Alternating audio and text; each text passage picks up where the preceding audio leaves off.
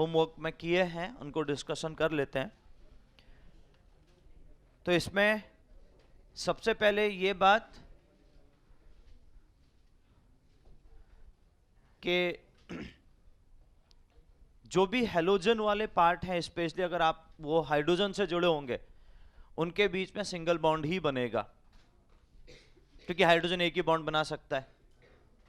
तो अगर आप ध्यान दे रहे हो तो चाहे HCl हो, चाहे HBr हो, चाहे HI हो, अगर इन तीनों के स्ट्रक्चर हैं तो एक ही टाइप का स्ट्रक्चर बनेगा, सिंगल बॉन्ड बनेगा। क्या मेरी बात सबको समझ में आ रही? तो आई थिंक उसका स्ट्रक्चर तो कनेक्ट हो रहा है ना सबको, वहां तो कहीं दिक्कत नहीं है। ठीक, रही बात बेटा, आपको H2S भी दिया था शायद। H2S जो दिया है बेटा, उसमें अगर आप कनेक्ट कर रहे हैं बेटा, तो सल्फर के आउटर मोस्ट में हमारे पास 6 इलेक्ट्रॉन और एक हाइड्रोजन एक बॉन्ड बना पाएगा, ये बात भी फिक्स है। तो सल्फर कितने बॉन्ड बनाएगा? तो कितनी कोवेलेंसी हो गई? समझ गए कि नहीं समझे? तो बस सीधे से 2 बॉन्ड बन जाएंगे बेटा। अब वो लुईस डॉट स्ट्रक्चर रखा ना, क्योंकि वो वैसे जैसे H2O था, तो ऐसा मत करना कि भाई उसको भी अपने को जरूरत पड़े। Understood everyone? ठीक, लेकिन Lewis dot structure please everyone बनाइएगा, हाँ, क्योंकि वो सीखने वाली चीज है। अब आप ये सोचोगे कि भाई हम बिना सीखे कुछ भी करते हुए चलें, तो वो अच्छा नहीं। आप हैबिचुअल हो जाओ, आप उस सिचुएशन पर आ जाओ, फिर कोई नहीं बेटा। अभी ये सीखने वाली चीजें हैं तो सीखिए, कम से कम आपको प्रॉपरली इलेक्ट्रॉन का अरेंजमेंट, जिस तरीके से लुईस डॉट रिप्रेजेंटेशन की बात की जाती है, वो सब कुछ आपको दिखेगा। Understood everyone? क्या मेरी बात सब लोग समझ पाए हैं बच्चों? ठीक है, हम बात करते हैं बेटा उसके बाद कौन से कंपाउंड दिए थे? SF6 है ना। अब SF6 जो है बेटा, वो आप लोगों ने बनाया होगा, तो उसको मैं थोड़ा सा जरूर एक्सप्लेन कर रहा हूं कि आप किस तरीके से बना रहे थे बेटा, यही इंपॉर्टेंट है। ओके, देखिए SF6 में अगर हम बात करें तो सेंट्रल एटम F, हाँ ठीक। तो sulphur is the central atom. Electronic configuration अगर आप देखोगे तो 1s2, 2s2, 2p6, 3s2 and 3p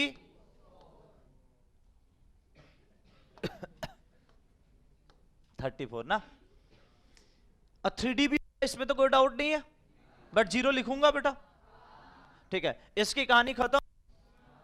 कहानी यहां से स्टार्ट होगी बेटा, तो ग्राउंड स्टेट में ये कुछ दिखेगा ऐसा,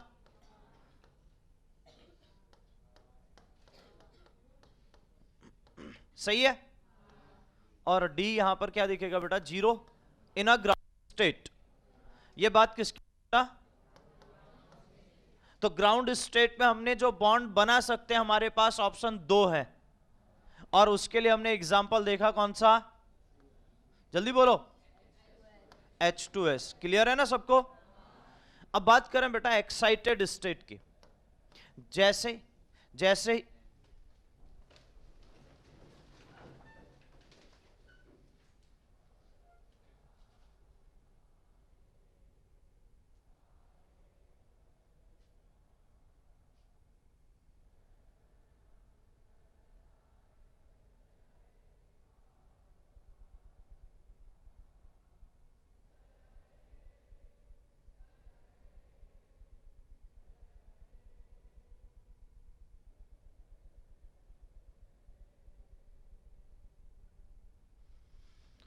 ओके, हम बात करें बेटा एक्साइटेड स्टेट की। तो एक्साइटेड स्टेट में आप इलेक्ट्रॉन जंप करना स्टार्ट करेंगे, तो ऑब्वियस है कि बेटा एक इलेक्ट्रॉन ये जंप कर सकता है, दूसरा एक इलेक्ट्रॉन ये जंप कर सकता है। क्या मेरी बात सबको समझ में आ रही है? तो कंडीशन क्या बनेगी बेटा? हमारे पास 3s पे 1 इलेक्ट्रॉन, 3p पे हमारे पास कितने इलेक्ट्रॉन? 3 अनपेयर्ड इलेक्ट्रॉन, और 3d में कितने इलेक्ट्रॉन? क्या मेरी बात सबको क्लियर हुई? सो ये 2 इलेक्ट्रॉन। अब आप ध्यान दीजिए बेटा, मैं यहीं पर वो चीजों को आपके सामने ले रहा हूं कि देखिए, अब अनपेयर्ड इलेक्ट्रॉन पहले कितने दिखे थे अपने अनपेयर्ड इलेक्ट्रॉन, बिना एक्साइटेड स्टेट यानी ग्राउंड स्टेट की बात करूं तो। लेकिन जैसे ही मैंने एक्साइटेड स्टेट इनिशिएट किया, तो हमारे पास कितने अनपेयर्ड इलेक्ट्रॉन दिखे?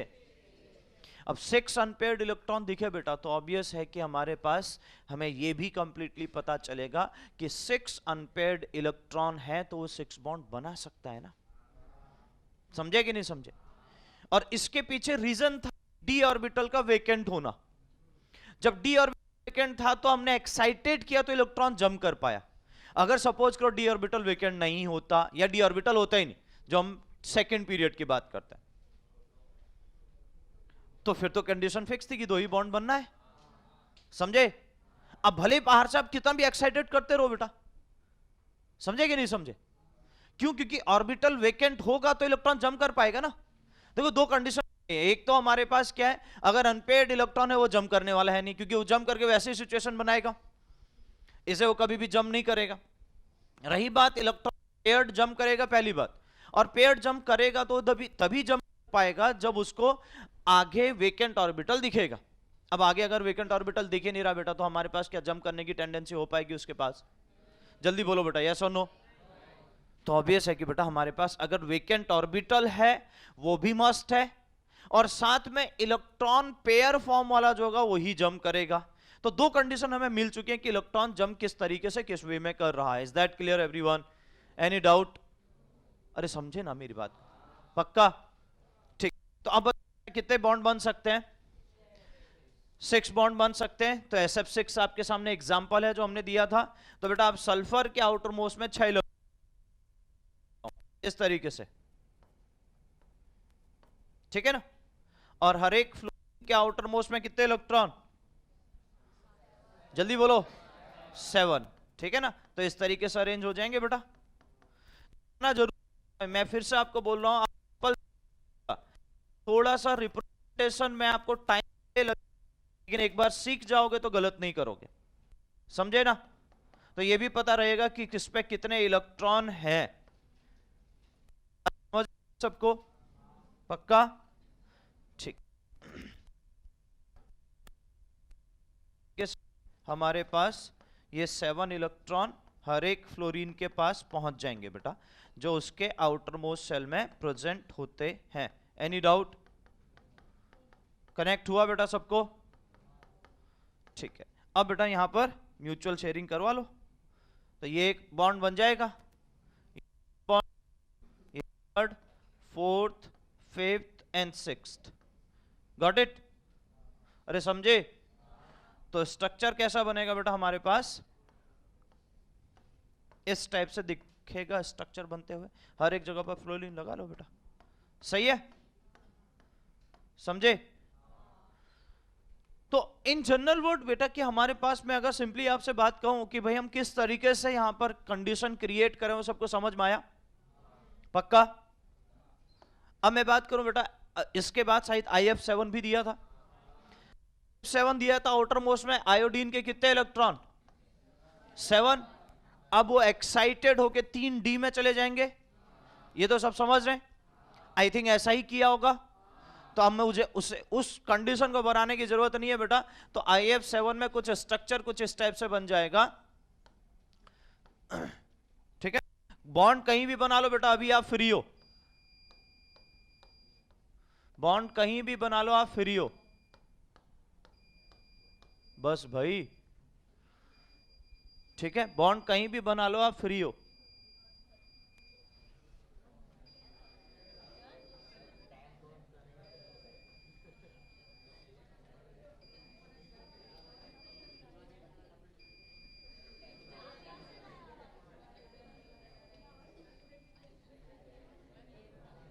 अच्छा,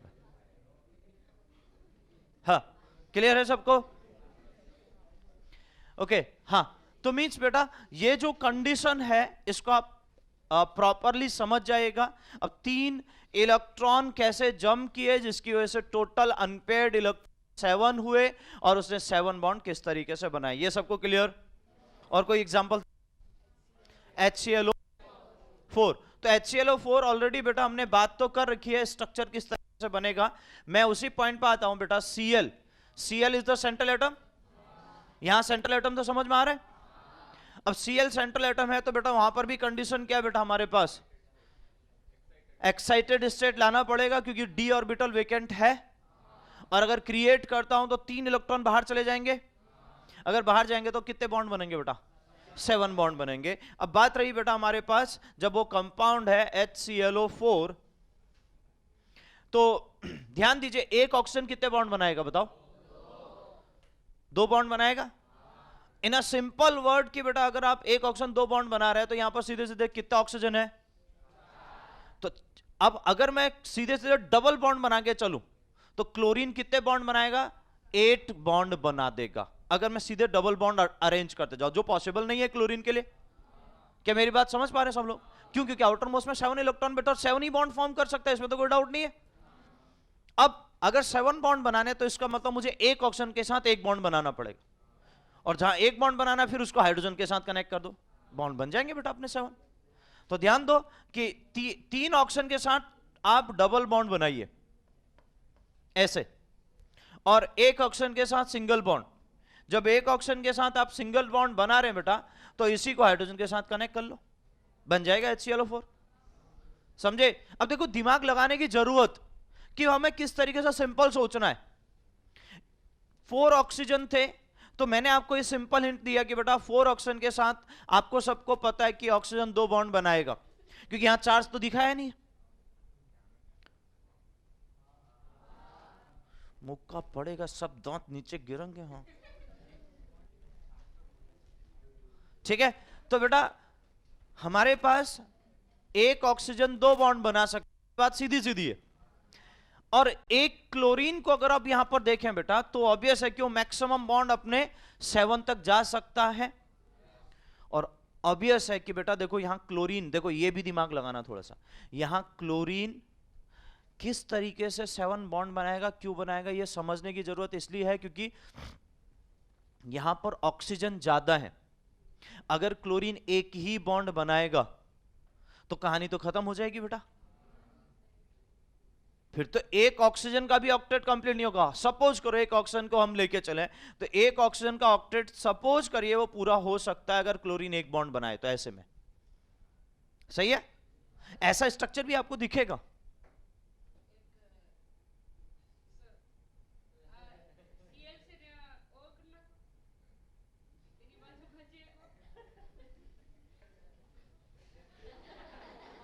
तबियत ठीक है? तबियत ठीक है? हाँ ओके। अब बात यह आती है बेटा कि जब ये अपने को कंप्लीटली पता चलता है तो ये ध्यान रखने वाली बात है कि भाई यहां पर सीधा सीधा हमें ये कनेक्टिविटी लेके चलना होगा कि भाई Cl फिर एक बॉन्ड नहीं बनाने वाला। फिर Cl क्या करेगा बेटा, हमारे पास वो अपने जो मैक्सिमम कोवलेंसी है उसकी ओर को मूव कर सकता है, और जब मूव किया बेटा तो उसके मैक्सिमम कोवलेंट बॉन्ड जो बन सकते हैं 7।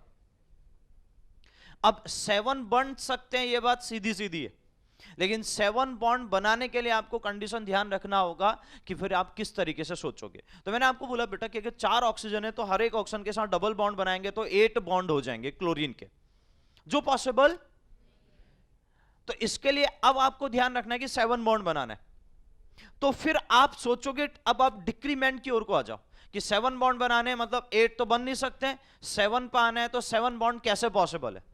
तो फिर उसके लिए आप सोच सकते हो कि भाई 3 ऑक्सीजन के साथ अगर हम डबल बॉन्ड रखें और 2 ऑक्सीजन, एक ऑक्सीजन के साथ हम सिंगल बॉन्ड रखें, और जिस ऑक्सीजन के साथ हम सिंगल बॉन्ड रख रहे हैं उसका ऑक्टेट कंप्लीट करने के लिए उसके साथ हाइड्रोजन लगा दे, खत्म।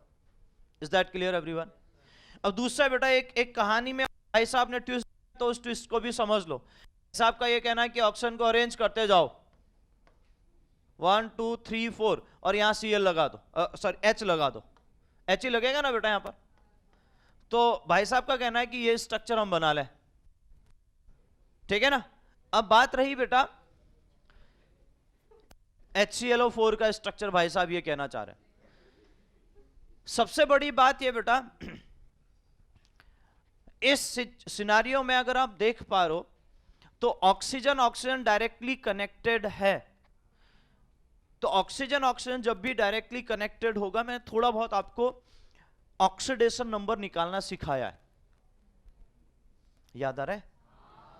अब ऐसा मत कहना कि नहीं नहीं अपने को नहीं पता क्या कर, ठीक है, थोड़ा बहुत आपको ऑक्सीडेशन नंबर निकालना सिखाया, मैं ज्यादा डिटेल में तो नहीं गया हूं, बेसिक बेसिक आपको जरूर बताया। तो उस केसेस में बेटा हमारे पास यहां पर जो बात आ रही, ऑक्सीजन ऑक्सीजन के साथ कनेक्टेड है। याद करो मैंने आपको बोला कि अगर वो मॉलिक्यूलर स्टेट में होगा और अपने ही एलिमेंट के साथ बॉन्ड बनाएगा तो उसमें ऑक्सीडेशन नंबर उस केसेस पे 0 आएगा। या एलिमेंटल स्टेट में होगा तो ऑक्सीडेशन नंबर 0 आएगा, ये बात हुई थी। तो वही कंडीशन की यहां पर मैं बात करूं बेटा कि वो अपने ही एलिमेंट के साथ बॉन्ड बना रहा है, ऑक्सीजन एक बॉन्ड खुद के साथ बना रहा है ना, दिख रहा है ना बेटा। तो उस पर्टिकुलर कंडीशन को अगर मैं ध्यान रखूं बेटा, तो हमारे पास यहां पर जो लिंकेज बनती है इसको बोलते हैं, ऐसे लिंकेज को बोला जाता है एक्चुअली में परऑक्साइड लिंकेज। परऑक्साइड, तो ये परऑक्साइड लिंकेज होती, मतलब जहां पर O single bond O attach है, उसके आजू बाजू में कुछ भी अटैच है उससे मुझे कोई मतलब नहीं है, लेकिन O सिंगल बॉन्ड O है तो इसको क्या बोलते हैं बेटा, परऑक्साइड। क्या बोलते हैं, अरे समझे कि नहीं समझे?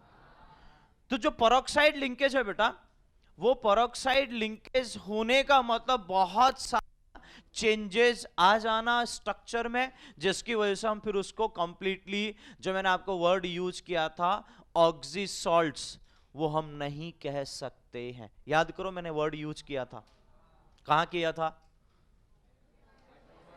आइसोमॉर्फिज्म में किया था।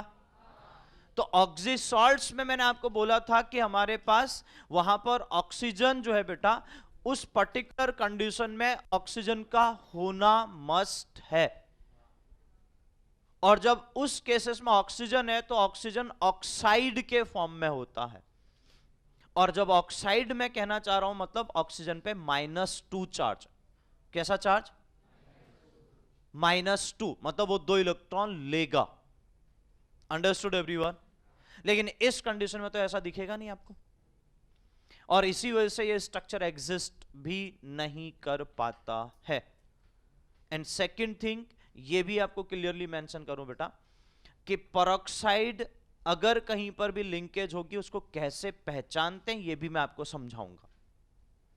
तो अगर मैं कहीं पर भी ये इंट्रोड्यूस नहीं कर रहा हूं कि वहां पर ऐसा कोई पार्ट है, तो आपको ध्यान रखना है कि बेटा आप उस तरीके से सोच ही नहीं सकते हो कि परऑक्साइड की बात हो रही है। क्यों? क्योंकि पहली बात ये आ गई बेटा कि ऑक्सी सॉल्ट्स मतलब ऑक्सी एसिड्स है, तो ऑक्सी एसिड्स है तो वहां पर कहीं पर भी हम परऑक्साइड को जनरली वहां पर इंक्लूड नहीं करते हैं। मैं ऐसा नहीं कहूंगा किसी भी ऑक्सी एसिड में ऐसा नहीं होगा, लेकिन जनरली इंट्रोड्यूस नहीं करते। ये बाकी डिपेंड करता है बहुत सारे फैक्टर पे। इसे मैंने आपको बोला, मैं कल भी आपको जब ये कह रहा था बेटा कि दिमाग में कोई भी स्ट्रक्चर बने तो उसको कुछ के तक लेके चलना, क्योंकि ये बात सही है कि अभी आप स्ट्रक्चर सीख रहे हो तो बहुत सारे कंडीशन में आपको चीजों को सीखना है। ऐसा नहीं कि बेटा एक ही स्ट्रक्चर बना के आप चीजों को कनेक्ट कर पाओगे। समझे ना मेरी बात को मैं क्या कहना?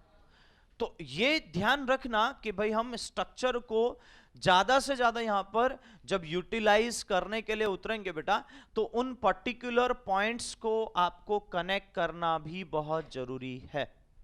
समझे? समझे कि नहीं समझे? यस और नो? गुड। अब बेटा बात यहां पर यह आती है,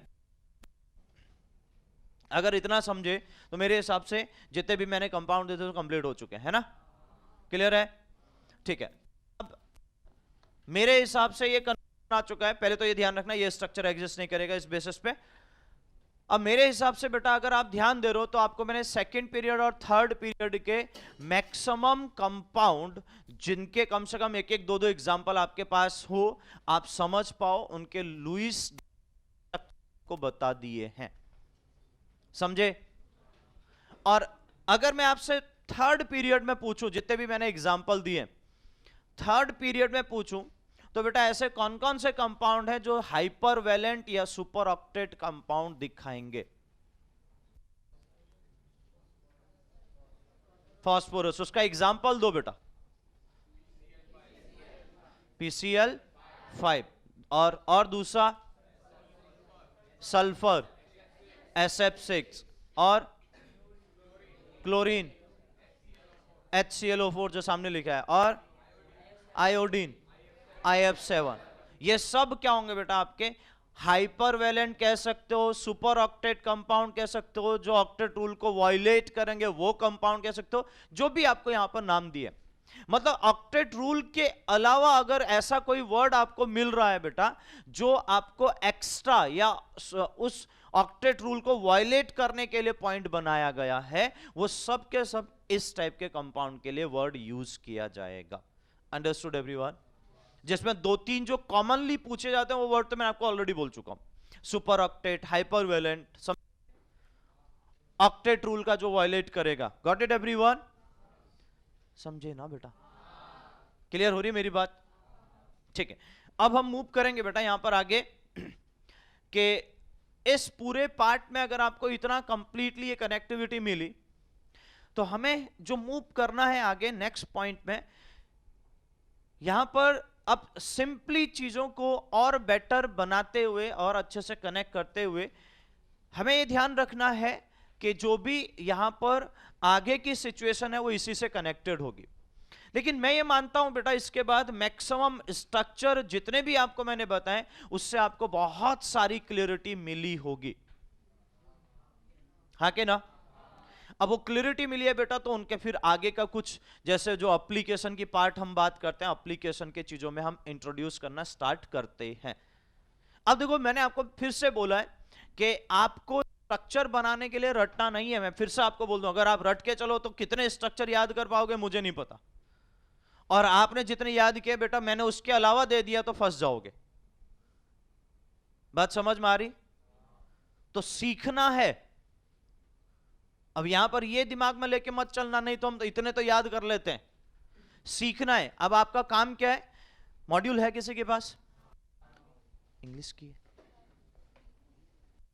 मैं इसमें आपको पहले ही आज आपको होमवर्क के लिए लेके चल रहा हूं बेटा, वो काम आपको करना है कंप्लीटली। बात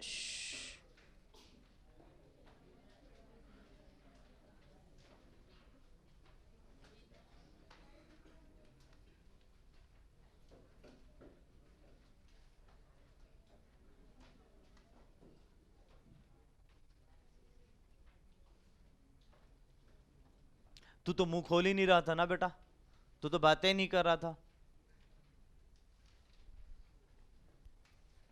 ठीक है, इसमें बेटा आपको क्वेश्चन नंबर देखिए, पेज नंबर 13, पेज नंबर 13 में क्वेश्चन 11 एंड क्वेश्चन नंबर 12, ठीक है, मिला सबको? पेज नंबर 13 में question number 11 and question number 12, ये सबको कंप्लीट करके लाना है, ये आपका होमवर्क है। Is that clear everyone? In particular part में जहां जहां पर भी अपने को दिक्कत होगी अपन डिस्कशन करेंगे, लेकिन मैंने मैक्सिमम चीजें आपको ऑलरेडी बता दी हैं बेटा, जिससे आपके हर एक स्ट्रक्चर को आप इजीली बना सकते हो। क्लियर है? एक लास्ट मैं थोड़ा सा कोऑर्डिनेट बॉन्ड को, बेसिक है, कॉम्प्लिकेटेड नहीं करना है, उसको डिस्कस कर रहा हूं। उसके एक आध स्ट्रक्चर को यहां पर बताऊंगा, उनको भी देख लीजिए ताकि उस बेसिस पर अगर यहां पर कोई क्वेश्चन हो आप आराम से कर पाओ। ये ले बेटा, ठीक है? तो हमारे पास मैं छोटा सा इंट्रोडक्शन आपको दे रहा हूं, ज्यादा डिटेल में हमारे पास वो यहां पर वैसे होता भी नहीं है, उसके लिए तो पूरा यूनिट अलग से है बेटा, कोऑर्डिनेशन केमिस्ट्री। लेकिन हाँ ठीक है, थोड़ा बहुत यहां पर जो हमारे पास है बेसिक में उतना आपको थोड़ा सा समझा दो।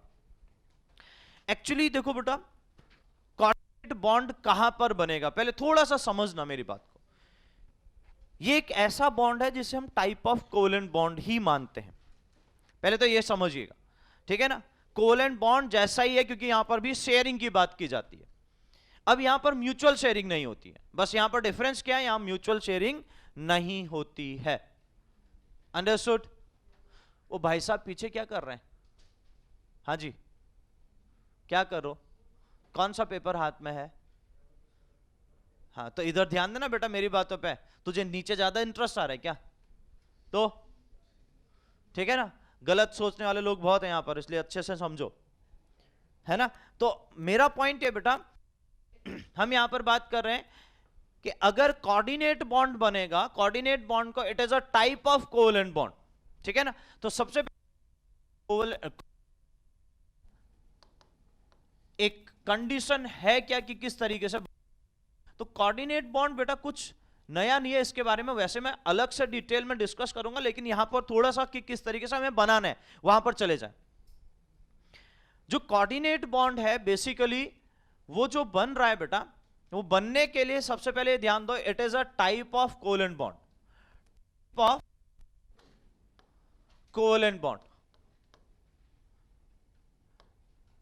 मैं ऐसा नहीं कहूंगा कि बेटा परफेक्ट कोवेलेंट बॉन्ड है, बट उस टाइप है, उसके जैसा है, बिकॉज यहां पर जो कंडीशन होती है बेटा, वो कंडीशन ये होती है कि कोवेलेंट बॉन्ड क्यों कह रहा हूं मैं उसका टाइप है, क्योंकि यहां पर भी हम वर्ड शेयरिंग यूज करते हैं। अगर म्यूचुअल शेयरिंग होती तो फिर तो प्योरली कोवेलेंट हो जाता, हाँ कि ना, लेकिन म्यूचुअल शेयरिंग है नहीं, म्यूचुअल शेयरिंग है नहीं, इसे हम क्या कह रहे हैं बेटा यहां पर कि वो कोवेलेंट बॉन्ड तो प्योर नहीं बनने वाला। सो एक उसको नाम देने की उस टाइप का है, ठीक है। क्यों? क्योंकि यहां पर जो वर्ड यूज हो रहा है बेटा वो म्यूचुअल शेयरिंग नहीं है, यहां पर वर्ड यूज होता है शेयरिंग। अब कैसे होता है ये मैं आपको बताता हूं।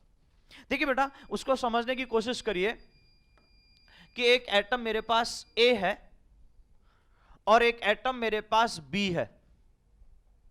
ध्यान दीजिएगा मेरी बात को बहुत अच्छे से। और सपोज करे बेटा इसने 2-4 बॉन्ड बना रखे हैं, मैं 3 बॉन्ड सपोज मान लेता हूं, और 3 बॉन्ड बनाने के बाद इसके पास एक इलेक्ट्रॉन पेयर है। और सपोज करो इसने भी 2 या 3 बॉन्ड जितने बनाने हैं, सपोज इसने भी 3 बॉन्ड बनाए हैं, बी एटम ने भी, और उसके बाद मैंने कहा कि बेटा उसके पास एक वेकेंट ऑर्बिटल है। पहले तो यह कंडीशन को समझना जरूरी है। आई रिपीट कि एक एटम ऐसा जिसने बॉन्ड बनाना, अब कितने बॉन्ड बनाए इस पर अभी मैं नहीं जा रहा हूं, इसे मैंने एक हाइपोथेटिकल कंडीशन ली है एटम की भी, आप देख लो।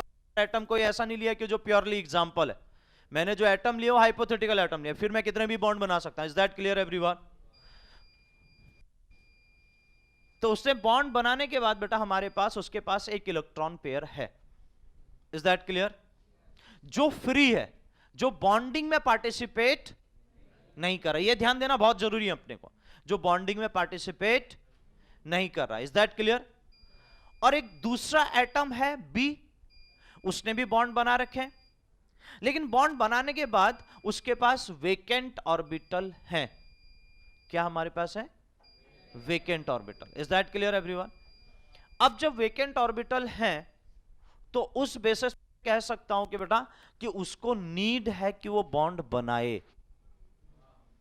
अगर उसको नीड है, अगर उसको जरूरत है, अब जरूरत क्या हो सकती है बेटा, या तो एक्स्ट्रा बॉन्ड में जाए जिसे हम एक्सटेंडेड बोलते हैं, जिसे हम क्या सुपर ऑक्टेट के लिए जा सकते हैं, या ऐसा भी हो सकता है कि ऑक्टेट कंप्लीट ना हो और अपना ऑक्टेट कंप्लीट करने के लिए बॉन्ड बनाने के लिए इनिशिएट करें।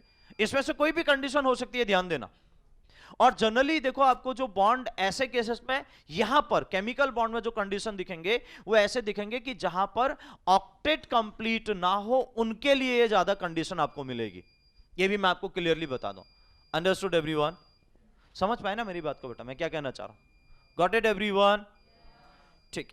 तो बात यह है बेटा कि सबसे पहले ये ध्यान देना कि एक हाइपोथेटिकल एटम मैंने यहां पर लिए ए एंड बी। ये बहुत इरिटेट कर रहा है, क्या प्रॉब्लम है इसकी भाई? हाँ?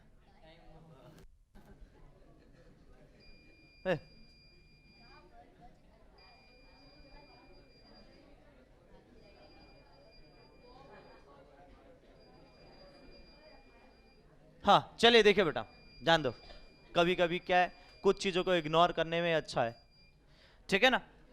मैं ये कहना चाह रहा हूं बेटा कि एक एटम ए जिसमें अगर बात करें बेटा कि हम ये वो बॉन्ड बनाने के बाद वो स्टेबल होगा, हो सकता है उसका ऑक्टेट कंप्लीट हो, ये भी मैं आपको कह दूं। अगर मैं स्टेबल कह रहा हूं तो ऑक्टेट कंप्लीट होना भी चाहिए, ये बात सीधी है, क्योंकि ऑक्टेट कंप्लीट होने का मतलब हमारे लिए स्टेबिलिटी को गेन करना।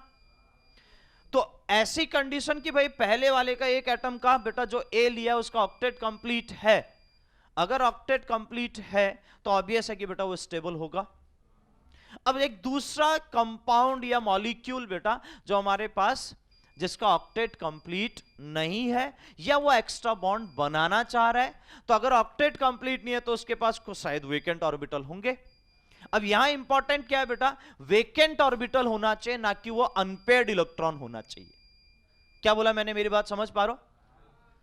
एक तो कंडीशन ऐसी है, अगर आपने क्या किया बेटा, एक इलेक्ट्रॉन रख दिया, फिर तो वो क्या करेगा बेटा, आपका बॉन्ड बनाना स्टार्ट कर देगा बेटा। और वो कैसा बॉन्ड बनाएगा, प्योर कोवेलेंट बॉन्ड, हाँ कि ना? वो कंडीशन उसको मिलेगी तो बनाना स्टार्ट कर देगा। लेकिन मैं कह रहा हूं कि बेटा अगर सपोज करो उसने 3 बॉन्ड बनाए जैसे बी ने, तो बेटा 3 बॉन्ड बाद अब उसका ऑक्टेट कंप्लीट नहीं हुआ, बट उसके पास एक वेकेंट ऑर्बिटल मिला, समझे?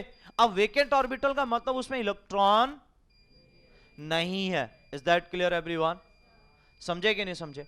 अगर ऐसी सिचुएशन होगी तो तब जाके बेटा हम कोऑर्डिनेट बॉन्ड के लिए इनिशिएट करने वाले हैं। तो पहले तो उसकी कंडीशन को समझ जाइए। बताइए क्या यहां तक सबको क्लियर हुआ? यहां तक सबको क्लियर हुआ? अगर यहां तक सबको क्लियर हुआ तो बेटा मैं यहां पर सीधे सीधे मूव कर रहा हूं कि कोऑर्डिनेट बॉन्ड आप कैसे, भाई सीधे सीधे ये होगा कि इसका लॉन पेयर इस बॉन्डिंग यानी इस वेकेंट ऑर्बिटल के लिए अपने लॉन पेयर को शेयर करना स्टार्ट करेगा। Sharing of lone pair, sharing of lone pair towards the vacant orbital. जो वेकेंट ऑर्बिटल मॉलिक्यूल या कंपाउंड है बेटा, उसकी ओर को हमारे पास उस लॉन पेयर शेयरिंग करना, that is the formation of coordinate bond. तो इस टाइप के बॉन्ड को हम क्या बोलते हैं बेटा, coordinate bond. Is that clear? तो उसको कंप्लीटली किससे दिखा रहे हम, एरो से। अब एरो से का मीनिंग क्या है, जो लॉन पेयर देखो जो इलेक्ट्रॉन पेयर देगा उसकी ओर को उस एरो का टेल होगा, और जहां को दे रहा उसकी ओर को उस आपके एरो का हेड होगा। Is that clear? समझ पाए ना मेरी बात को बेटा? ठीक है, पहले तो कंडीशन को दिमाग में क्या आना कि भाई एक एटम ऐसा भाई जिसका हमारे पास ऑक्टेट कंप्लीट हो चुका है या स्टेबल हो चुका है, और दूसरा एटम ऐसा जहां पर उसका ऑक्टेट कंप्लीट नहीं हुआ है, उसको 2 इलेक्ट्रॉन की जरूरत है, इसका मतलब एक वेकेंट ऑर्बिटल प्रेजेंट है। बात समझ में आई? यस और नो? तो उस, हाँ जी, अरे तो यार भाई ऐसा थोड़ा यार, दूसरे को तो जरूरत है ना बेटा यार। तो वही मैं भी कहना चाह रहा हूं कि भाई ए के पास लॉन पेयर है या इलेक्ट्रॉन पेयर है, दूसरा लेना चाहता है, ये देना चाहता है, तो ये कंडीशन चलेगा बेटा। समझे कि नहीं समझे? यस और नो? ठीक है, तो इसलिए ध्यान रखना बेटा कि इस तरीके से इनिशिएशन आपका होगा। अब मेरी बात सबको समझ में आई? पहले बताइए। अरे पक्का? गुड, ठीक। अब मैं ये कहना चाह रहा हूं बेटा कि वेकेंट ऑर्बिटल होना चाहिए। अब सपोज करो वेकेंट ऑर्बिटल नहीं मिला, आई रिपीट, वेकेंट ऑर्बिटल अगर किसी भी सिचुएशन में नहीं मिलेगा तो कोऑर्डिनेट बॉन्ड बनने वाला है ही नहीं। ये बात समझे? लेकिन अगर वेकेंट ऑर्बिटल है नहीं बट बन सकता है, आई रिपीट, वेकेंट ऑर्बिटल नहीं है बट बन सकता है, तो फिर वेकेंट ऑर्बिटल इनिशिएट होगा पहले, और वेकेंट ऑर्बिटल के इनिशिएट होने के बाद फिर जाके वो कोऑर्डिनेट बॉन्ड बनाएगा। ये एक इंपॉर्टेंट पॉइंट बन जाता है। आई रिपीट, मैंने आपको क्या बोला कि वेकेंट ऑर्बिटल है ही नहीं और बन भी नहीं, तो बात यहां पर खत्म हो जाती है बेटा कि वो कोऑर्डिनेट बॉन्ड बनाएगा ही नहीं। Understood everyone? एक तो पॉइंट ये कहना चाह रहा हूं कि बेटा वेकेंट ऑर्बिटल है ही नहीं और ना बन सकता है। जब ऐसी कंडीशन आ गई बेटा तो कोऑर्डिनेट बॉन्ड तो बन ही नहीं सकता। ये बात सीधी सीधी है, क्योंकि मैंने आपको बोला कि एक के पास इलेक्ट्रॉन पेयर हो, दूसरे के पास हमारे पास क्या हो, ऑर्बिटल होना चाहिए, तो ही ये कंडीशन पॉसिबल है। Understood everyone? तो मैं ये कहना चाह रहा हूं बेटा, एक तो वेकेंट ऑर्बिटल नहीं है और दूसरा बन भी नहीं सकता है, तो इसका मतलब फिक्स हो गया कि बेटा वो कोऑर्डिनेट बॉन्ड क्या नहीं। Is that clear? लेकिन दूसरी कंडीशन में इनिशिएट करना चाह रहा हूं कि वेकेंट ऑर्बिटल बन सकता है, मतलब है नहीं बट बन सकता है। तो अगर बन सकता है तो पहले वो वेकेंट ऑर्बिटल इनिशिएट करेगा, क्रिएट करेगा, और अगर जैसे ही वेकेंट ऑर्बिटल दिखा उसको, क्रिएट हुआ, अब आप देखेंगे सामने वाले के पास लोन पेयर है कि नहीं है। और अच्छा, एक सबसे अच्छी बात यह है कि ये तभी होता है बेटा, देखो एक तो ऐसा है कि आपका ऑटोमेटिकली पहले से वेकेंट ऑर्बिटल बना है, आपको कुछ करने की जरूरत नहीं है। लेकिन एक ऐसी कंडीशन हो वहां पर वो बॉन्ड, क्योंकि सामने वाले का तो ऑक्टेट कंप्लीट है, तो सामने वाले को तो बॉन्ड बनाने की जरूरत है ही नहीं। मेरी बात सुनिएगा बेटा, ये बहुत इंपॉर्टेंट स्टेटमेंट मैं बोल रहा हूं, फिर आराम से आप लिख सकते हैं। मैंने ये बोला बेटा कि अगर सामने वाले को ऑक्टेट कंप्लीट है तो उसको तो जरूरत है नहीं, लेकिन उसके पास इलेक्ट्रॉन पेयर होना चाहिए। अब मैंने ये बोला कि बेटा इसको जरूरत नहीं है, और इलेक्ट्रॉन पेयर इसके पास जो फ्री इलेक्ट्रॉन पेयर है वो प्रेजेंट है, तो ही ये बना पाएगा। ये बात सीधी सीधी है। अब नीड इसको नहीं है क्योंकि इसका ऑक्टेट कंप्लीट है या ये फुल्ली स्टेबल है, तो सामने वाला वेकेंट ऑर्बिटल जब तक नहीं दिखाएगा तब तक ये अपना इलेक्ट्रॉन पेयर को शेयर नहीं करेगा। तो अब कंडीशन क्या आती है बेटा कि अगर सामने वाले के पास ऑर्बिटल नहीं है, ना बन सकता है, तो कोऑर्डिनेट बॉन्ड तो कभी भी नहीं बन सकता, फिर आपस में वो एक दूसरे के पास में आना ही नहीं चाहेंगे, फिर तो कोई पॉसिबिलिटी बनती ही नहीं। लेकिन मैं ये कहना चाह रहा हूं बेटा कि अगर वो दो एटम या दो मॉलिक्यूल दूसरे के पास में आना चाहते हैं, तो या तो उसके पास पहले से वेकेंट ऑर्बिटल हो, या जैसे ही वो अट्रैक्ट होना चाह रहा है तो बेटा उसका वेकेंट ऑर्बिटल क्रिएट हो। अब देखो ये मैं बात बहुत अच्छे से आपको समझाना चाहता हूं कि ताकि आप कनेक्ट कर पाओ। क्या बोला मैंने कि या तो पहले से उसके पास वेकेंट ऑर्बिटल प्रेजेंट हो तो कोई दिक्कत ही नहीं है, वो सीधे अट्रैक्ट होगा, अट्रैक्ट होगा तो कोऑर्डिनेट बॉन्ड बनना इनिशिएट हो जाएगा। लेकिन एक ऐसी कंडीशन उसके पास वेकेंट ऑर्बिटल नहीं है लेकिन वो अट्रैक्ट हो रहा है, तो अट्रैक्ट हो रहा है बेटा वो इनिशिएट ये खुद ही कर रहा है कि वो वेकेंट ऑर्बिटल क्रिएट करेगा। मतलब एक ऐसा होता है ना कि बेटा हमारे पास, मैं आपको बहुत सिंपल सा एग्जांपल समझाना चाहता हूं जनरल लाइफ में, कि अगर आप ये ध्यान दो बेटा, अगर आपको ये पता है कि आपको घर से कोई काम के लिए भेज दिया जाता है, सपोज करो कुछ शॉपिंग करने के लिए जा कि कुछ लाना है, कुछ आपको आइटम घर के लाना है, अगर आपको वो आइटम नहीं मिला या मिला बट जो घर से आपको बोला गया था कि इस कंपनी का होना चाहिए या यही प्रोडक्ट होना चाहिए, तो आपने कहा कि वो तो 2 कॉपी नहीं मिला बट उसका सब्स्टिट्यूट है, तो या तो क्या होता है बेटा, आप सब्स्टिट्यूट होता है तो आप समझ जाते हो कि इसमें वही इंग्रेडिएंट है तो हम ले जा सकते हैं, कोई दिक्कत नहीं है। दूसरा क्या करते हो, आप घर पे फोन करके पूछते हो कि भाई वो तो प्रोडक्ट नहीं है, दूसरा है, मिल रहा है, लेके आऊं क्या नहीं आऊं। अब आप दूसरा लेके आ रहे हो तो आप क्या करो बेटा, तो सामने वाले से हेल्प ले रहे हो कि भाई दूसरा, मतलब सामने अपने फैमिली में पूछ के डिस्कशन करके फिर आप लेके गए। एक कंडीशन ऐसी है कि आप ऑटोमेटिकली आप उसको लेके चले गए। इससे क्या समझ में आ रहा है बेटा, मैं क्यों कनेक्ट करवाना चाह रहा हूं इस पॉइंट को, कि इससे दो चीजें जो यहां पर कनेक्ट हो रही है वो मैं आपको समझाना चाहता हूं कि ये अंडरस्टैंडिंग है कि आप उस चीज को अगर समझ पाए तो आपने कहा इससे अपना चल जाएगा तो हम इसको ले जाते हैं, तो ये आपकी अंडरस्टैंडिंग थी जिसके बेस पे आपने वो प्रॉपरली कनेक्ट किया और आप आइटम को लेके आए। यहां पर भी वैसा ही है कि अगर बेटा हमारे पास वो एटम उस इलेक्ट्रॉन पेयर के ओर को या उस वो मॉलिक्यूल उस इलेक्ट्रॉन पेयर की ओर को अट्रैक्ट हो रहा है, तो उसमें अंडरस्टैंडिंग ये है कि वो वेकेंट ऑर्बिटल करेगा, अगर नहीं है तो फिर तो कोई दिक्कत नहीं है बेटा, अगर नहीं है तो क्रिएट करेगा, अगर क्रिएट नहीं कर रहा है तो अट्रैक्शन होगा ही नहीं। मेरी बात समझ पाए कि नहीं समझ पाए, यस और नो। अब सपोज करो किसी को 2 बॉन्ड बनाने हैं, अब 2 बॉन्ड बनाने हैं बेटा, तो ऑब्वियस है कि हमारे पास उसका 2 बॉन्ड बनाने के लिए मतलब उसको 2 इलेक्ट्रॉन की जरूरत है।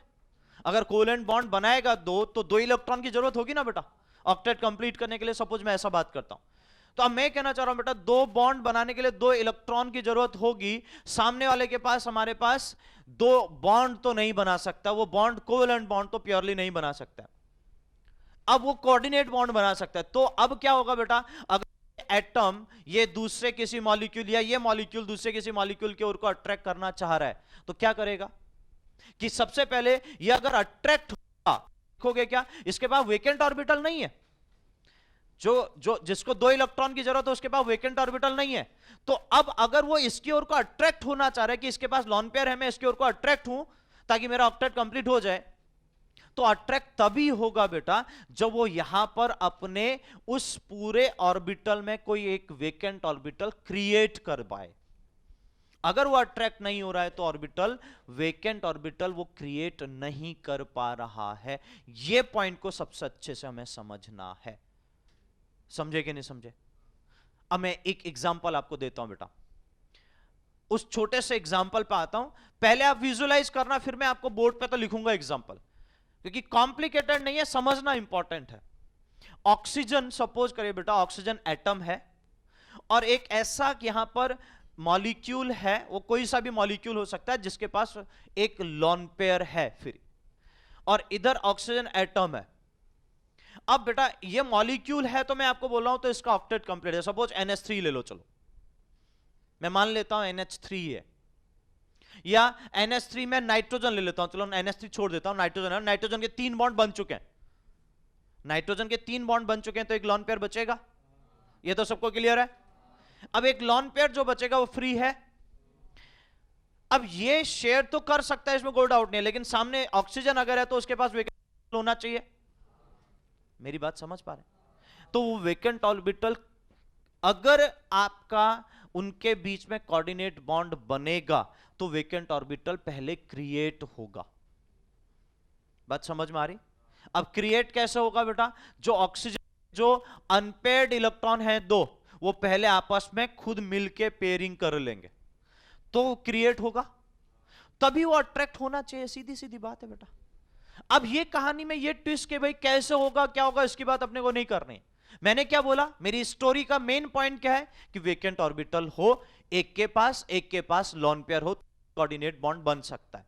अब अगर मैं कह रहा हूं इसके पास वेकेंट ऑर्बिटल नहीं है लेकिन ये कोऑर्डिनेट बॉन्ड यानी ये भी अपना ऑक्टेट कंप्लीट करना चाहता है, तो ऑब्वियस इसके पास लॉन पेयर है, तो ये अट्रैक्ट हो रहा है। अब मैं आपसे ये कह रहा हूं, ये अगर अट्रैक्ट हो रहा है इसका मतलब वो वेकेंट ऑर्बिटल क्रिएट करने की टेंडेंसी रख रहा है, तभी ये कहोगे कि वो अट्रैक्ट होगा, अदरवाइज अट्रैक्ट होगा नहीं। याद करो मैंने आपको केमिकल बॉन्डिंग की स्टार्टिंग में डेफिनेशन जब बताई थी, जब how to form a chemical bond बात किया था बेटा, मैंने आपको बोला 2 एटम के बीच में अट्रैक्शन क्यों हो रहा है, because it form a bond. अरे हां के ना, कि वो बॉन्ड फॉर्मेशन करने की टेंडेंसी रख रहा है, तो नीड इसको भी है, बॉन्ड बनाने की नीड इसको भी है, तो ही जाके आपस में एक दूसरे के बीच में वो अट्रैक्ट हो पाए। समझे कि नहीं समझे? और अगर हमारे पास ऐसा नहीं होगा बेटा तो ऑब्वियस है कि बॉन्ड बनना ही नहीं चाहेगा। तो पॉइंट क्या है पहले ये समझे आप लोग, बताओ। अरे एवरीवन मेरी बात समझ में आ रही?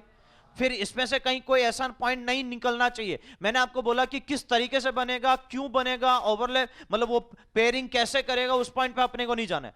बस अपने को ये ध्यान रखना है बेटा, क्योंकि that is the part of different way कि वो क्यों हो रहा है, ठीक है। लेकिन मैंने आपको बोला क्यों होने के पीछे एक्चुअल रीजन क्या है ये आप समझिए। कि अगर बेटा इस एटम के पास या इस मॉलिक्यूल के पास वो स्टेबल बन चुका है, लेकिन स्टेबल होने के साथ उसके पास लॉन पेयर प्रेजेंट है, और सामने कोई एटम या मॉलिक्यूल है जिसके पास आपका या तो वेकेंट ऑर्बिटल प्रेजेंट है या वेकेंट ऑर्बिटल प्रेजेंट नहीं है, बट वो अट्रैक्ट हो रहा है, अट्रैक्ट हो रहा है तो वेकेंट ऑर्बिटल उसको बनाना पड़ेगा। जब वो अट्रैक्ट होगा बेटा इसका मतलब वेकेंट ऑर्बिटल क्रिएट कर रहा है, तो आप यही समझोगे। Is that clear? जहां पर भी आप कोऑर्डिनेट बॉन्ड बनाओगे बेटा इसी तरीके आपको सोचना है। क्या मेरी बात सबको समझ में आई? पक्का? तो अब ध्यान दो बेटा, अब मैं उसके थोड़ा सा एग्जाम्पल वाले फेज पर आता हूं। जैसे एग्जाम्पल वाले फेज पर आऊं तो एग्जाम्पल वाले फेज पे अगर आप समझ पा रहे हो, मैं एग्जाम्पल में लेता हूं बेटा NH3 एंड BF3 के बीच में, या BH3 जो भी आप ले लो, इनके बेस पे हम बात करें। इसके पास लॉन पेयर है, इसके पास वेकेंट ऑर्बिटल है, बोलो हां के ना, हमने पढ़ा है ना ये तो अब क्या होगा बेटा, NH3 सपोज 3 हाइड्रोजन इस तरीके से यहां पर हमारे पास हैं, ठीक है, और BF3 3 फ्लोरीन हमारे पास इस तरीके से यहां पर प्रेजेंट है। इसके पास वेकेंट ऑर्बिटल है, इसके पास लोन पेयर है। मुझे बताओ जो मैंने कंडीशन ऊपर बनाई, क्या ये पॉसिबल आप दिख रही कि नहीं दिख रही? अगर दिख रही बेटा तो ये हमारे पास कोऑर्डिनेट बॉन्ड बनना चाहिए कि नहीं बनना चाहिए? तो इस तरीके से इस मॉलिक्यूल में आपस में ज्वाइनिंग हो जाएगी, ये मॉलिक्यूल इसके साथ ज्वाइंड अप हो जाएगा due to formation of a coordinate bond. जी ए थप्पड़ दिया ना खींच के। 3 बॉन्ड कैसे बनते थे? ए भाई मेरे 3 बॉन्ड कैसे बनते थे? तो अगर मैं 3 बॉन्ड बना रहा हूं, मैंने आपको पहले ही बोल रखा कि आप समझ जाओ कि मैं ग्राउंड स्टेट की बात कर ही नहीं रहा हूं, ठीक है ना? हाँ, तो ऐसा फिर तो मैं 3 बॉन्ड काहे को बना रहा हूं बेटा यार? समझे कि नहीं समझे? 3 कोवेलेंट बॉन्ड बने तो आपको अब कनेक्ट हो जाना चाहिए, क्योंकि ऑलरेडी मैं बेटा वो एक्साइटेड स्टेट की बात कर चुका। तो 3 बॉन्ड बना रहा हूं तो मतलब समझ जाओ कि एक्साइटेड स्टेट लाके मैंने 3 ऑर्बिटल ऑक्यूपाई कर लिया, मेरे पास एक ही ऑर्बिटल बचा। Understood everyone? ठीक है, तो उस बेसिस पे बेटा ये कोऑर्डिनेट बॉन्ड का फॉर्मेशन हो जाएगा। क्या किसी को कोई दिक्कत है यहां पर बताइए? पक्का समझ में आया? अरे समझे? और मैंने क्या बात कही है बेटा, देखो मैं यही समझाना चाह रहा हूं कि अगर सामने वाला कोई भी जो देने वाला है, चलो ठीक है, उसके लिए तो ऐसा हो सकता है कि वो देने की टेंडेंसी रख रहा है तो उसके लिए मजबूरी है अगर उसको साथ में रहना है तो। लेकिन जो ले रहा है उसके लिए मजबूरी क्यों होगी? क्योंकि वो चाहता होगा ना अपना ऑक्टेट कंप्लीट हो, हाँ कि ना? अरे समझे ना मेरी बात को? और मैंने क्या बात कही आपसे कि ये जनरली आपको सेकंड पीरियड में, देखो ऐसा नहीं कि केवल सेकंड पीरियड में मिलेगा, मैं आपको वर्ड यूज कर रहा हूं, जनरली सेकंड पीरियड कंपाउंड में या एलिमेंट में, उनके बेसिस पे बनने वाले कंपाउंड में ये ज्यादा देखने को मिलेगा। क्यों? क्योंकि वो ऑक्टेट रूल को फॉलो करते हैं ना सेकंड पीरियड एलिमेंट। कोई मतलब नहीं ना आपने, है ना? किसको फॉलो करते हैं? ऑक्टेट रूल को फॉलो करते हैं। अगर ऑक्टेट रूल को फॉलो कर रहे हैं बेटा, हर एक एलिमेंट चाहेगा कि मेरा ऑक्टेट कंप्लीट हो, तो उस टेंडेंसी में वो रहना चाहता है। इस बेसिस पे बेटा कोऑर्डिनेट बॉन्ड बनते हैं। जैसे कि एक एग्जांपल आपको बताता हूं बेटा, देखिए एग्जांपल के बेसिस पे, सिंपल एग्जांपल है, कोई कॉम्प्लिकेटेड एग्जांपल नहीं है बेटा। एग्जांपल है HNO3। मैंने इसलिए वो एग्जाम्पल उस दिन नहीं डिस्कस किया था क्योंकि उस वहां कोऑर्डिनेट बॉन्ड मैं नहीं बना सकता था। फिर मैंने HNO2 लिखा था, अगर आपको याद हो तो मैं अब आज इसको डिस्कस कर सकता हूं। ध्यान दीजिए बेटा, अब मुझे बताइए सबसे पहले यहां सेंट्रल एटम क्या होगा? अब तो समझ में आ रहा है ना? ठीक है, नाइट्रोजन इज द, अब नाइट्रोजन कितने बॉन्ड बना सकता है बेटा? चार्ज तो नहीं है। अगर चार्ज नहीं है तो कितने बॉन्ड बनाएगा? 3 बॉन्ड बनाएगा, ये बात फिक्स है बेटा। ठीक है, अब अगर 3 बॉन्ड बनाएगा तो एक ऑक्सीजन के साथ डबल बॉन्ड बना लो बेटा, 2 बॉन्ड तो बन गए, यस और नो? अब एक दूसरे ऑक्सीजन के साथ अगर मैं सिंगल बॉन्ड बनाता हूं तो इसके साथ मैं हाइड्रोजन रख लेता हूं। चलो ये बात समझ में आई? बताइए ये इतना क्लियर हुआ? शायद इसके अलावा कोई पॉसिबिलिटी नहीं है बेटा, ये ध्यान रखिएगा। मतलब मैं फिर कह रहा हूं, अगर मैं कह रहा हूं कि ये स्ट्रक्चर एग्जिस्ट कर रहा है, इसका मतलब मेरे लिए वो सबसे ज्यादा स्टेबल है। अब इसके अलावा कोई भी स्ट्रक्चर बन रहे मतलब स्टेबल, तो मैंने इससे पहले भी ये आपको पहली कल की क्लास में भी यही बोला था, ये ध्यान रखिएगा। Is that clear? जो प्रैक्टिकली प्रूफ है बेटा, अल्टीमेटली मैं वही स्ट्रक्चर आपके सामने बनाऊंगा। अब इसके बाद आप कोई भी स्ट्रक्चर सोचो तो बेटा वो हमारे लिए गलत होगा। इसे मैंने आपको बोला है कि हमें जब सोचना है तो वो सिंपल तरीके से चीजों को कनेक्ट करते हुए चलना है कि नाइट्रोजन के पास कोई चार्ज नहीं है तो वो कितने बॉन्ड बना सकता है? 3 बॉन्ड बना सकता है। अब मेरे पास ऑक्सीजन 3 है, अब हर एक ऑक्सीजन 2 बॉन्ड बनाएगा तो 6 बॉन्ड तो ऐसे ही हो गए, और उसके आउटर मोस्ट में 5 बॉन्ड है और उसके पास ऑर्बिटल 4 है, वो मैक्सिमम 4 बॉन्ड बना सकता है, उसकी कोवेलेंसी 4 है, इससे ज्यादा तो बना ही नहीं सकता है। और 4 बॉन्ड तब बनाएगा बेटा जब उस पर कोई पॉजिटिव चार्ज होगा। बात समझ में आई? अब यहां चार्ज तो है नहीं, इसे हम बात ये भी नहीं करेंगे कि भाई हमारे पास वो 4 बॉन्ड बनाने वाला है। अब इतनी बात सबको समझ में आई?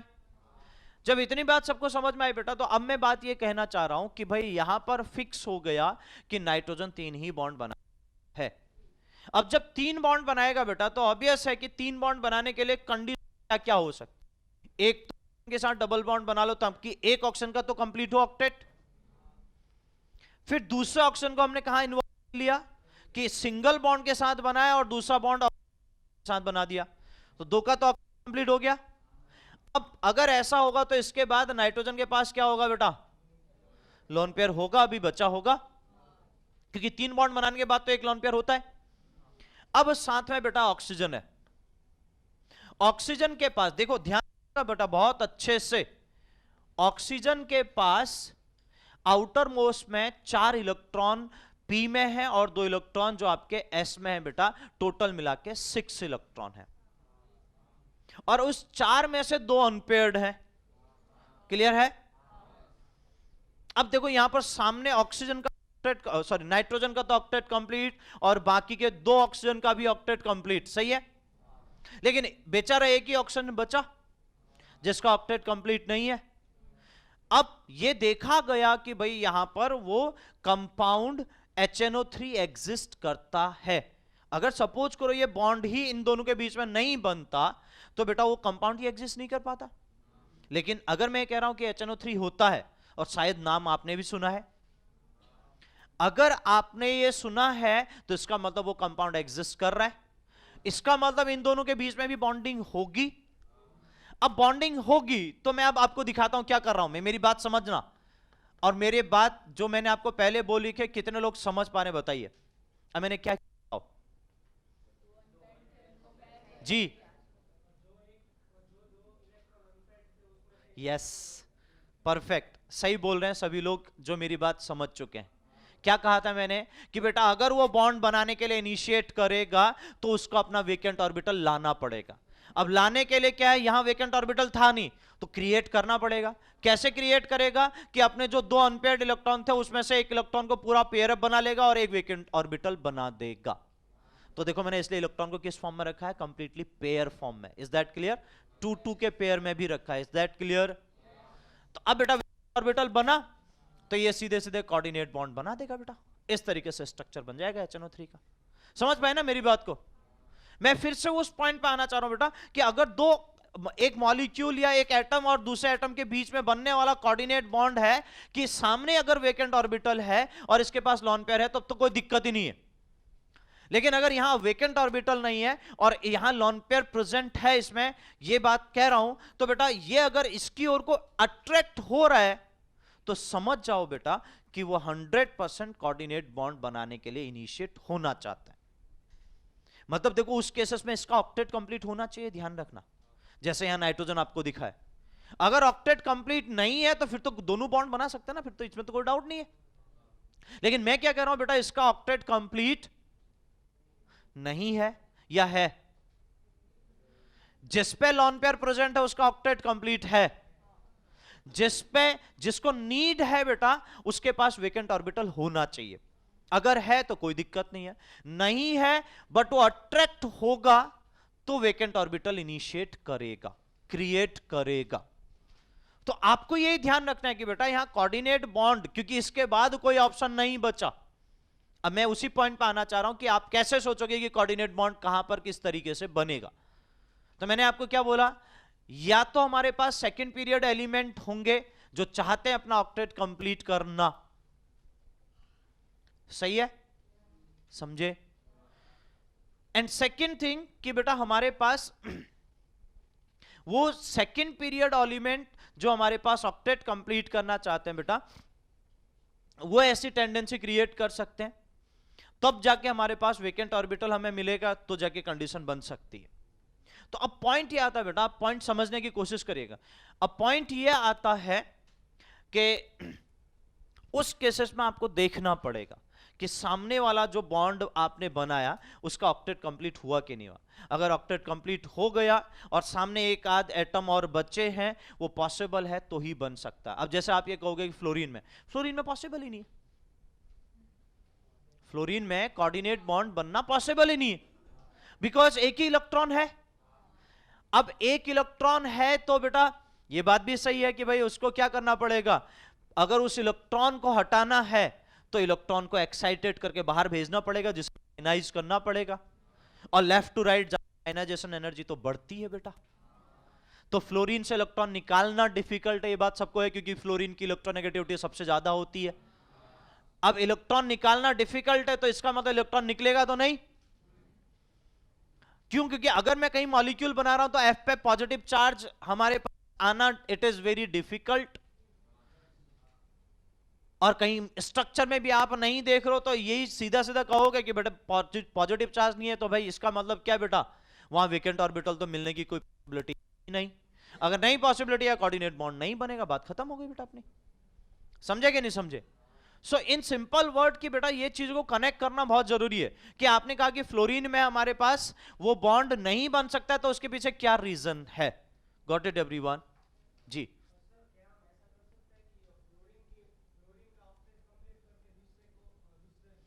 हाँ पॉसिबल है ना, तो ऑब्वियस है, फ्लोरीन के पास तो लॉन पेयर है तो वो तो कर सकता है ना कि कोऑर्डिनेट बॉन्ड में अगर जाना है उसको तो दूसरे के लिए तो जा ही सकता है। मुझे ये कहना है कि बेटा कौन नहीं बना पा रहा है, फ्लोरीन क्यों नहीं बना पा रहा है? सामने वाला तो बना सकता है ना बेटा। क्लियर है सबको? इतनी बात समझ में आई? ठीक है, मैं फिर से उस पर्टिकुलर कंडीशन पे जो मूव कर रहा हूं बेटा, वो जरूर ध्यान दीजिएगा कि कंडीशन क्या है, किस बेसिस पे आप सोचोगे। Understood everyone? अब जब ये कहानी बनी, अब मैं थोड़ा सा इनमें छोटा छोटा मैं ट्विस्ट करके आगे की चीजों को इनिशिएट करना स्टार्ट करता हूं। कोऑर्डिनेट बॉन्ड सबको क्लियर हुआ कि नहीं हुआ, पहले बताइए। पक्का? ठीक है, अब जब ये बात आई बेटा तो मैं आपको एक छोटा सा और पॉइंट समझाना चाह रहा हूं।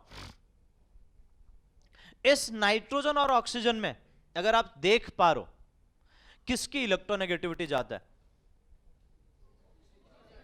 ऑक्सीजन की। अब देखो बेटा कितनी अच्छी बात आपको बताने के जा रहा हूं, सोचिएगा। हुआ ये कि नाइट्रोजन जो था वो लेस इलेक्ट्रोनेगेटिव, और साथ में उसने कोऑर्डिनेट बॉन्ड बनाया, उसने अपना लॉन पेयर शेयर भी किया, कि उसने कहा कि भाई चलो ठीक है भाई, तेरा ऑक्टेट कंप्लीट नहीं है तो अपन शेयर कर लेते हैं। मतलब वो तो भाईबंदी निभाने के लिए गया था कि चलो भाई हम मिलके रहेंगे। यहां पता था कि भाई दूसरे को देने के चक्कर में अपना ही घर लूट जाएगा। मेरी बात समझ पा रहे हो? यहां यह नहीं पता था बेटा नाइट्रोजन को कि अपनी भाईबंदी निभाने के चक्कर में हम अपना ही घर लूट पाएंगे, तो उसका खुद का घर लूट जाएगा बेटा। और लूटेगा कैसे? बस जिसकी इलेक्ट्रोनेगेटिविटी ज्यादा, वो तो अपनी दादागिरी दिखाएगा ना कि भाई इलेक्ट्रॉन अब मैं खींच के ले जाऊंगा। जैसे ही वो कोऑर्डिनेट बॉन्ड बनना स्टार्ट हुआ या बना, तो बेटा हमारे पास अब क्या करेगा, ऑक्सीजन की इलेक्ट्रोनेगेटिविटी ज्यादा होने की वजह से ऑक्सीजन पे नेगेटिव चार्ज ज्यादा स्टेबल हो सकता है। क्या मैं सही कह रहा हूं? तो ऑक्सीजन क्या करेगा, वो तो कहेगा भाई मेरे ऊपर नेगेटिव चार्ज तो स्टेबल रह सकता है, मैं इलेक्ट्रॉन लेके जाऊंगा, अब करना है जो कुछ कर ले तुझे। समझे कि नहीं समझे? तो इसलिए क्या करेगा बेटा, ऑक्सीजन इलेक्ट्रॉन खींचना स्टार्ट कर देगा, और खींचना स्टार्ट करेगा तो उन दो इलेक्ट्रॉन को कंप्लीटली अपने ऑर्बिटल पर लेके आना स्टार्ट करता है। अब जैसे लाएगा तो भाई नाइट्रोजन कहेगा ये तो सही नहीं हुआ बेटा, ये गलत बात है। तो नाइट्रोजन ये समझाना चाहता है कि भाई ये सही नहीं है, तो फिर जाके टेंडेंसी चेंज होती है। वो कहता है चल ठीक है, ऐसा कर सकता हूं कि भाई दो इलेक्ट्रॉन में से एक इलेक्ट्रॉन तो अपने ऑर्बिटल पर ले आता हूं, एक इलेक्ट्रॉन तुझे देता हूं, और अब मिलके हम कोवेलेंट बॉन्ड बना लेते हैं। समझे मेरी बात को? क्या कहा मैंने? समझे कि नहीं समझे? तो कंडीशन कनेक्ट करिएगा बेटा, बहुत इंटरेस्टिंग बात है। यहां मॉलिक्यूल, यहां एटम भी बात करते हैं, लेकिन वो बातें इशारों में होती है बेटा, समझते ही कोई नहीं है। सही है कि नहीं है? ठीक है ना? उसको समझना जरूरी है बेटा, हम कितने दिल से समझ पा रहे हैं वो उस पर डिपेंड करता है। देखो ऑक्सीजन ने क्या किया कि भाई इलेक्ट्रोनेगेटिविटी ज्यादा है, मैं खींच लूंगा। अब उसने नाइट्रोजन को डराना स्टार्ट किया, और उसने खींचा। अब खींचा तो भाई नाइट्रोजन ने बोला ये सही नहीं है बेटा, ये गलत हो गया भाई, क्योंकि दोनों इलेक्ट्रॉन मेरे, और तू तो दादागिरी मेरे ऊपर दिखा रहा भाई। सही है कि नहीं है? जैसे मैंने आपको बोला था एक दिन बेटा कि हमारे पास क्या होता है कि इस इंडिया में अगर आपने देखा हो कि जो लोग बैंक का पैसा लेके भाग जाते हैं वही दादागिरी बाद में दिखाते हैं, कोर्ट में केस ठोक देते हैं, हम नहीं पैसा देंगे। ये वैसी सिचुएशन हो गई ना बेटा। तो अब मैंने ये कहा कि बेटा ऑक्सीजन इलेक्ट्रॉन खींचे, तो फिर वहां पर क्या हुआ बेटा, थोड़ा सा चीजें क्रिटिकल होना स्टार्ट हुई। तो फिर उन दोनों में ये कोऑर्डिनेशन हुआ, ये उन दोनों के बीच में एक म्यूचुअल कोऑर्डिनेशन बना, जिसकी वजह से नाइट्रोजन ने बोला कि भाई आपका इलेक्ट्रॉन, आप दोनों इलेक्ट्रॉन कैसे ले जा सकते हो, ये गलत है, ये नहीं होने देंगे। क्यों? क्योंकि ऐसा तो नहीं ना कि नाइट्रोजन के पास इलेक्ट्रोनेगेटिविटी है ही नहीं। मैं ऐसा कह दूं ये भी तो गलत है ना। तो नाइट्रोजन ने बोला ये तो गलत है, तो फिर ऑक्सीजन ने ये कहा कि चलो हम एक काम कर सकते हैं कि एक इलेक्ट्रॉन पहले मुझे दे दे तू। अब जैसे ऑक्सीजन ने एक इलेक्ट्रॉन लिया, एटम O है, तो ऐसी कंडीशन बनेगी कि ऑक्सीजन ने एक इलेक्ट्रॉन गेन किया, वो माइनस में कन्वर्ट हो जाएगा, हो जाएगा। अब इलेक्ट्रॉन उसके उस वेकेंट ऑर्बिटल में आ चुका है एक। अब आप ध्यान रखिएगा, थोड़ा सा चीजों को कनेक्ट करना। ये आफ्टर द कोऑर्डिनेट बॉन्ड की मैं बात कर रहा हूं, कोऑर्डिनेट बॉन्ड बनने के बाद की बात है। Understood everyone? समझ पा रहे हैं ना बेटा मेरी बात को? पक्का? रिस्पॉन्स से तो पता ही नहीं चल रहा कि समझ पा। पक्का?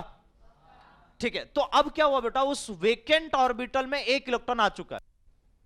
तो नाइट्रोजन ने बोला ठीक है भाई, एक इलेक्ट्रॉन चले गया, कोई दिक्कत नहीं, लेकिन एक इलेक्ट्रॉन आप ले लो, एक इलेक्ट्रॉन मेरे पास रखो मेरे वेकेंट ऑर्बिटल में, हम दोनों म्यूचुअल शेयरिंग कर लेंगे, जिसकी वजह से एक कोवेलेंट बॉन्ड बन जाएगा।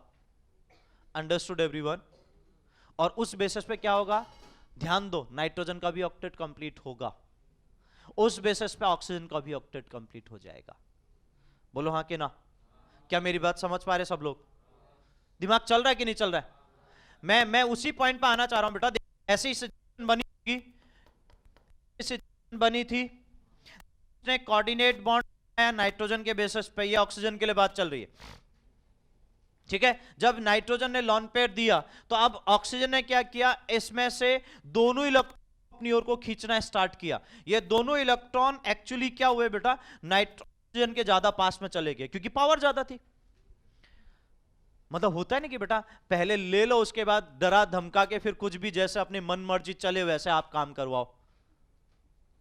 सही है कि नहीं है भाई? ये इलेक्ट्रॉन नाइट्रोजन के थे, तो नाइट्रोजन के नजदीक में ज्यादा रहने चाहिए कि ऑक्सीजन के? प्रैक्टिकली तो नाइट्रोजन के ज्यादा नजदीक रहने चाहिए, क्योंकि उसी के बेसिस पे भी तो उसका ऑक्टेट कंप्लीट हो रहा है ना। लेकिन क्या हुआ बेटा, ऑक्सीजन की इलेक्ट्रोनेगेटिविटी ज्यादा, वो खींच लिया और बोला आप बता क्या करना है, अब तो मैं निपटूंगा जैसे मुझे निपटाना है। तो फिर बेटा उनके बीच में सलाह मशवरा होता है, फिर उनके बीच में थोड़ा म्यूचुअल अंडरस्टैंडिंग होती है। उस म्यूचुअल अंडरस्टैंडिंग की वजह से बेटा ये एक सॉल्यूशन निकलता है कि ये एक इलेक्ट्रॉन ले जाए, जो इलेक्ट्रॉन आपके सिंगल इलेक्ट्रॉन के फॉर्म में यहां पर बैठ जाएगा और इलेक्ट्रॉन नाइट्रोजन के पास चले जाएगा। अब इन दोनों के बीच, अब मैं यहां पर दे रहा हूं, ये इलेक्ट्रॉन यहां पर तो ऐसी है, यहां एक इलेक्ट्रॉन है, यहां पर एक इलेक्ट्रॉन। अब इसमें म्यूचुअल शेयरिंग होगी, और म्यूचुअल शेयरिंग होने के बाद सबसे पहले ये ध्यान देना, अब जब यहां से नीचे आया तो ये ऑक्सीजन पे नेगेटिव चार्ज आ जाएगा, पहले ये बताओ। और नाइट्रोजन क्योंकि जिसने इलेक्ट्रॉन दिया उस पे पॉजिटिव, जिसने इलेक्ट्रॉन लिया उस पे नेगेटिव। क्या मैं भाई सही कह रहा हूं भाई? पक्का? तो ऐसी कंडीशन बन जाएगी। जब ऐसी कंडीशन बनेगी बेटा, तो ऑब्वियस है कि क्या क्या क्या बेसिस है कि बेटा ऐसे सिचुएशन क्रिएट हो रही है कि यहां अब म्यूचुअल शेयरिंग की वजह से बॉन्ड बनेगा। ये स्ट्रक्चर कुछ इस टाइप से भी आपको इस है, HON double bond O and O negative charge and positive charge. Got it everyone? क्या मेरी बात सब लोग समझ पाए बेटा? अरे समझे? पक्का? ठीक। तो हाँ बिल्कुल दोनों पॉसिबल है, तभी मैं आपको कह रहा हूं दोनों पॉसिबल है। इसे तो बता रहा हूं बेटा दूसरा पॉसिबल है, तभी तो आपको समझा रहा हूं। अब जब ये देखा गया, नॉट ओनली कि ये ऐसे ही केवल इसी में देखा गया, अब देखो बेटा कितनी इंटरेस्टिंग बात है, कितनी अच्छी बातें यहां चल रही हैं, आप सोचिएगा। और मैंने आपको क्या बोला, लिटरली ये बात सही है कि बेटा स्ट्रक्चर के बेसिस पे, मतलब वो मॉलिक्यूल जिस तरीके से एग्जिस्ट कर रहा है, तो हम ये कहते हैं ना कि बेटा वो एटम भी एक से, वो उनका एक जो आपस में कोऑर्डिनेशन चल रहा है बेटा, वो भी उससे हमें पता चलता है कि वो किस तरीके से एक दूसरे को के साथ अटैच होते हुए चलते हैं। मैं आपको एक और एग्जांपल दे रहा हूं। जब ऐसी बात चली, जब इसमें ऐसा, तो ऐसे ही बेटा हमारे पास ये देखा गया कि सेम एटम में भी ऐसी होने की टेंडेंसी है। आई रिपीट, सेम एटम में भी ऐसी सिचुएशन होने की टेंडेंसी है, जैसा अभी तक मैंने आपको डिस्कस किया। उस बेसिस पे O3 देखिए अब यहां पर किस तरीके से स्ट्रक्चर बनेगा। देखो बेटा, इन दोनों ऑक्सीजन का ऑक्टेट कंप्लीट है, बताइए कंप्लीट है। अब कंप्लीट है तो बेटा अब हमारे पास दूसरा यानी तीसरा ऑक्सीजन जो होगा वो कोऑर्डिनेट बॉन्ड के साथ ही रह पाएगा, इसके अलावा तो कोई ऑप्शन बचा नहीं। लेकिन धीरे धीरे क्या होता है बेटा, यह ऑक्सीजन इलेक्ट्रॉन खींच लेता, तो यह किस तरीके से एग्जिस्ट करता है, इस तरीके से भी एग्जिस्ट करता है। एक मिनट, हाँ बेटा ये सिंगल एरो है, हाँ यह ऑक्सीजन किस तरीके से एग्जिस्ट करता है, इस तरीके से भी एग्जिस्ट कर सकता है। यहां पर नेगेटिव चार्ज, यहां पर पॉजिटिव चार्ज। अब देखो बेटा ये सेम एटम में भी ऐसा हो गया। अब इस स्टोरी को एक्सप्लेन किया एक्चुअली में फॉर्मल चार्ज ने। तो हम बात करेंगे जो कॉन्सेप्ट क्रिएट हुआ। देखो अब मैं इसे यहां पर पहले समझाना चाह रहा हूं। इस चीज को एक्सप्लेन करने के लिए जो साइंटिस्ट थे जिनने एक वर्ड यूज किया फॉर्मल चार्ज, वहां से ये पता चला कि भाई हां कि ये सेम एटम में भी ऐसा क्रिएट हो सकता है। अब वो कैसे कैलकुलेट करेंगे, क्या कंडीशन, वो सब बाद में डिस्कस करेंगे, लेकिन इसमें भी ऐसा हो सकता है, ये बात हमें यहां पर डिस्कस करनी थी, तो वो पॉइंट मैंने डिस्कस किया। अब इसका कंप्लीट एक्सप्लेनेशन आपको फॉर्मल चार्ज में मिलेगा। जी ऐसा कोई भी नहीं कहेंगे, दोनों स्ट्रक्चर स्टेबल है अपनी जगह पर, ठीक है ना। लेकिन बात यह आई बेटा कि ये दोनों क्यों स्टेबल है, इसके लिए एक्सप्लेनेशन कंप्लीट है, क्योंकि एक ही टाइप के एटम है। यहां तो इलेक्ट्रोनेगेटिव डिफरेंस था तो यहां तो बातें हजम हुई, लेकिन यहां बात हजम नहीं हो तो उसको एक्सप्लेन करने के लिए आया फॉर्मल चार्ज जो मैंने आपको बताया। Is that clear everyone? तो हम उस फॉर्मल चार्ज को डिस्कस करेंगे नेक्स्ट क्लास में। Got it everyone?